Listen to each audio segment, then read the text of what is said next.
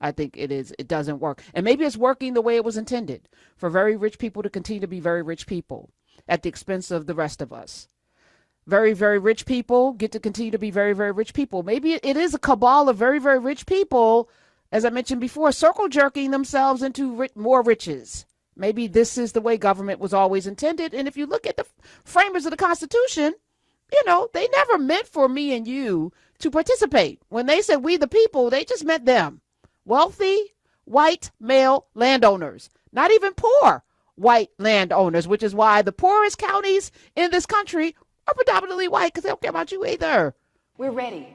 We're prepared. Do not give in to fear. We are fearless. This is not the time to be afraid. This is a time to stand up and fight back and to resist any temptation for them to divide us. We're in this together. The rule of law is on our side. We will not give in, not give up. We will not capitulate. We will not bow. We will not bend. We will survive.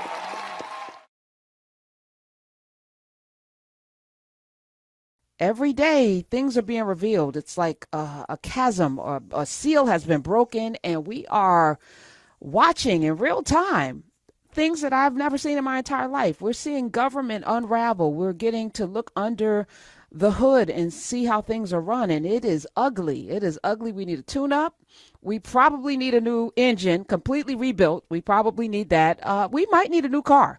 We definitely need to go in a different direction. So today, there's another 8. I don't know what it is with that number 8, crazy 88s. I don't know why that number is the number, but another 8 senators decided to show us that they don't give a damn about the people and they only care about themselves. Another 8. I'm going to call these the egregious 8. The egregious 8. So, the elite 8. Elite is an oxymoron. It is, I'm being ironic. The elite 8 that included Fetterman and Durbin and Tim Kaine and others, two senators from New Hampshire and the 2 senators from Nevada. Those 8 were the ones that crossed party lines to open the government back up. So now it's gone back to the House. And when it went back to the House, they discovered that another 8 decided to put into the legislative package that would end the government shutdown a provision that would pay them $500,000 in damages each time their records, their phone records would be seized. If there was a subpoena, if their data was seized without notifying them, they would receive $500,000 for each violation, each of them. They slipped that in there. And thank God a handful of people read the damn thing and said, hey, whoa, where did this, why is this in here? So I'm going to play a few clips. First of all, let me start with Jamie Raskin, Democrat from Maryland's 8th District. He kind of captures what the hell this is. Play that one first, Ms. I've got an amendment to delete Section 213. This $1 million jackpot provision is one of the most blatantly corrupt provisions for political self-dealing and plunder of public resources ever proposed in the United States Congress. And we're watching it happen in real time. It was said that the Roman Senate was so corrupt, so drenched in bribery and private self-enrichment, that the senators were actually as corrupt as Julius Caesar and as Caligula, the tyrannical maniac.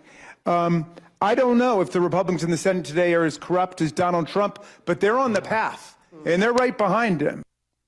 I think they're all the same. I think they all read from the same playbook. I think they all are in that same pot of corruption stew. I think they go to the same corrupt parties. I think they all do some of the same corrupt things. And that's why they cover each other's back. It is a circle jerk of corruption. That's what it is.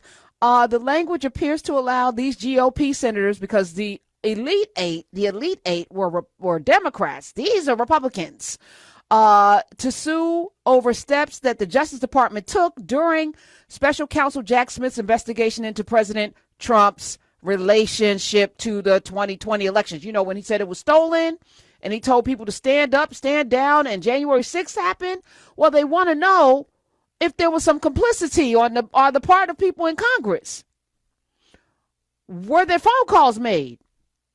Did people know that this was going to happen? Jack Smith was like, we need to know.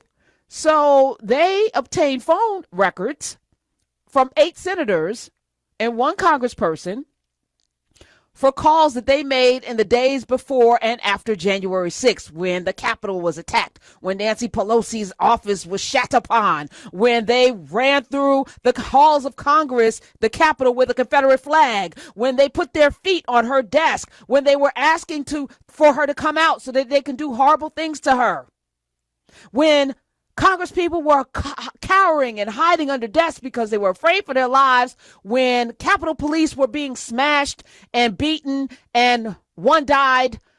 When all that was happening, Jack Smith said, I wonder what the connection is. Let's subpoena these records. These people don't want you to know. So they put in there a provision to cover their ass with Skrilla, with some money. And we wouldn't have known about this, but for people who read. Thank God for the readers out there. Representative Joe Neguse, I don't know if I'm saying his name correctly, Neguse, Neguse. He's a Democrat from Colorado. He is the assistant minority leader. He and Tom Cole, a Republican from Oklahoma, Oklahoma's 4th district, they got into a little tete-a-tete, a little back and forth. Play that clip, Smiz. I'm far from haranguing the chairman. I'm giving the opportunity for the chairman to explain the meaningful work that he's been engaged in, and I suspect that he welcomes and relishes that. So I want to talk to you about the provision that my colleague from Pennsylvania noted earlier, and this is the provision that essentially allows specifically 8 Republican United States senators to reap upwards of a $500,000 payday with respect to the phone record notice provision that they've added into the bill. You support that provision? I didn't have anything to do with it, didn't have any knowledge of it. Not asking if you have knowledge of it. Do you support it? Yeah. Do I support the bill? Yes.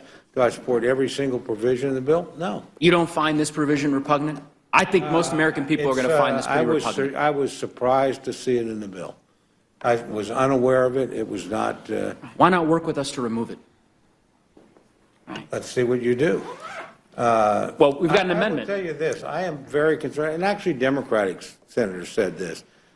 I think particularly of Senator Coons.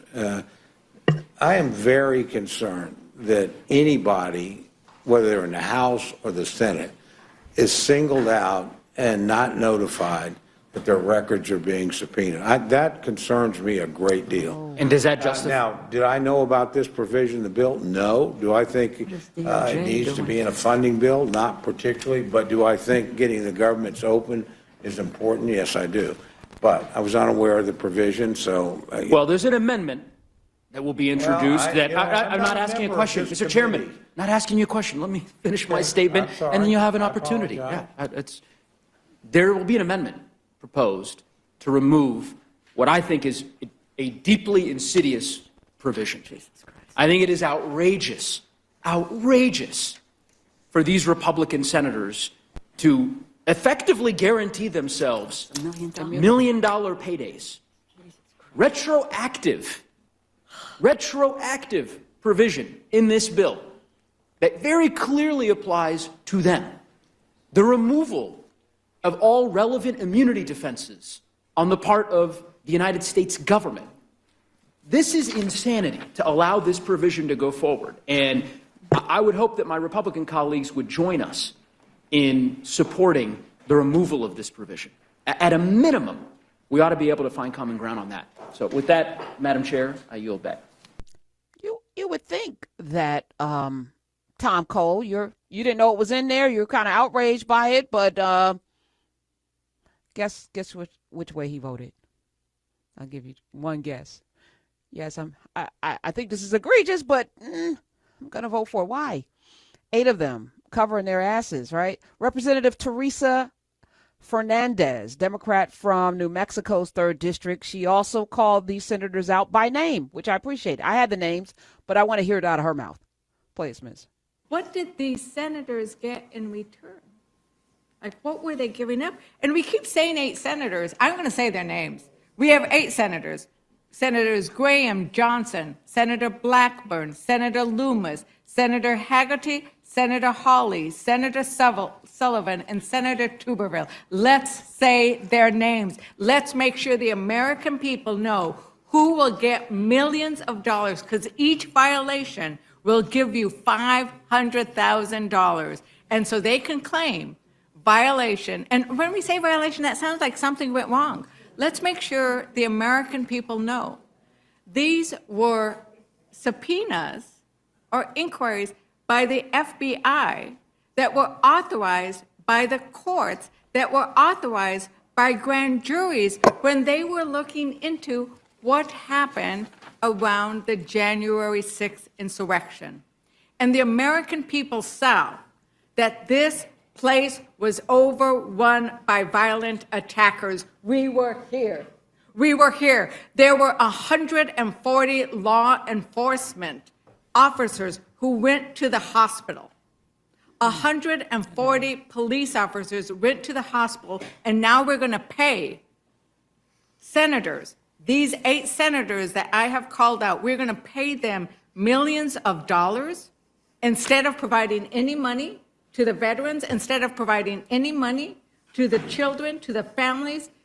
It is outrageous, and it is horrible. Yeah.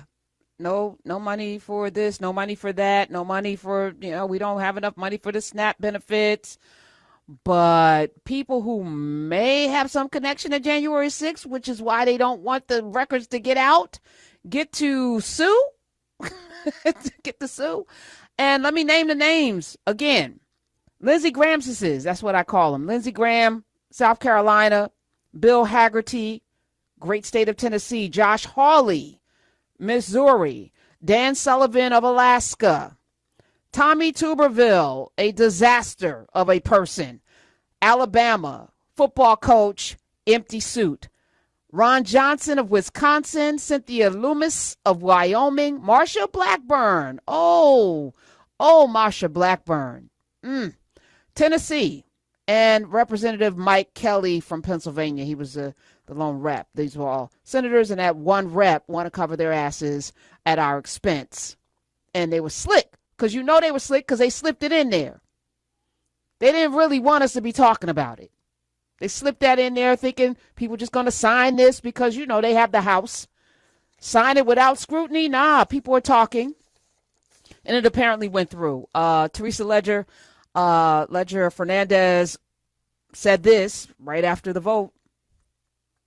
Hello? Every single Republican on the Rules Committee voted against my amendment, which would have stripped the payola provision out of this bill.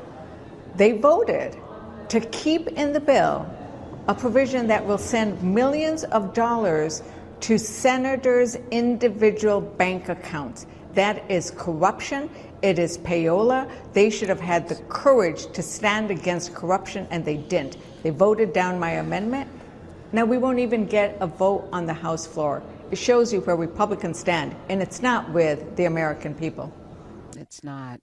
I was talking with comedian Michelle Wolf today in an interview that you'll hear on Monday. And, I said, what would you do? Are you hopeful? And what would you do? She said, I'm hopeful. I would love for this current system that we have to be dismantled. I think it doesn't work. And maybe it's working the way it was intended, for very rich people to continue to be very rich people at the expense of the rest of us. Very, very rich people get to continue to be very, very rich people. Maybe it is a cabal of very, very rich people, as I mentioned before, circle jerking themselves into more riches. Maybe this is the way government was always intended. And if you look at the framers of the Constitution, they never meant for me and you to participate. When they said we the people, they just meant them. Wealthy, white, male landowners, not even poor white landowners, which is why the poorest counties in this country are predominantly white, because they don't care about you either. White as a concept, as a construct. They don't care about you. They need you to continue to be the divisive factors and forces to keep them rich. And they're going to cover their asses and each other's asses by any means necessary.